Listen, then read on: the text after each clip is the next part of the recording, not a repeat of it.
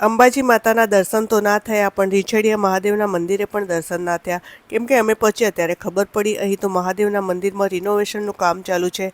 ખેર ત્યાંથી નીકળીને તળાવ જોવા ગયા. તળાવ તો બહુ મસ્ત છે, પણ વધારે પબ્લિકને ખબર નથી તો થોડું સુમસાન લાગે છે. થોડી વાર ત્યાં ફરીને પહોંચ્યા કોટેશ્વર મહાદેવના મંદિરે. અહીં તો શાંતિથી દર્શન કર્યા. પછી અહીંની દુકાનોમાં મસ્ત મસ્ત સિલબટ્ટા જોયા. પછી નીકળ્યા ઘર બાજુ આવવા. હવે આટલું ફરીને થોડો થાક પણ લાગ્યો અને ચા પીવાનો ટાઈમ થયો એટલે એક સારી હોટલ જોઈને ચા નાસ્તો કર્યો.